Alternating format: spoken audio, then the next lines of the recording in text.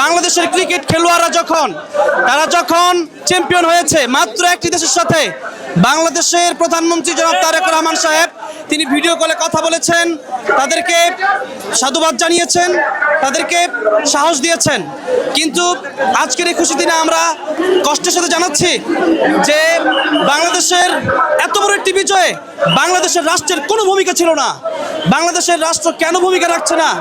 এটা তো সেই 24-এর আগের বাংলাদেশ নয়। 24-এর পরের বাংলাদেশে কেন বিশ্বজয়ী হাফেজদেরকে রাষ্ট্রীয়ভাবে কোনো প্রকার সংবর্ধনা, কোনো প্রকার সম্মাননা দেওয়া হচ্ছে না?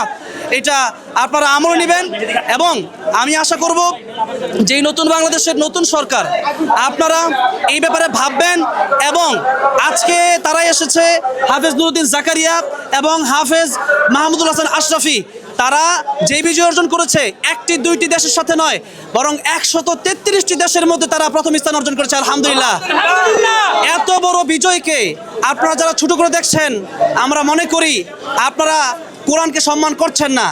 আপনারা যদি কোরআনকে সম্মান করেন, তাহলে আপনি প্রধানমন্ত্রী হন, স্বরাষ্ট্রমন্ত্রী হন, যেই হন না কেন, আপনারা দেশের প্রত্যেকটা কোরআন প্রিয় মানুষের কাছে আপনারা সম্মানিত হবেন ইনশাআল্লাহ। সুতরাং বাংলাদেশের হাফেজদেরকে রাষ্ট্রীয়ভাবে অবশ্যই তাদেরকে সম্মাননা দিতে হবে ইনশাআল্লাহ।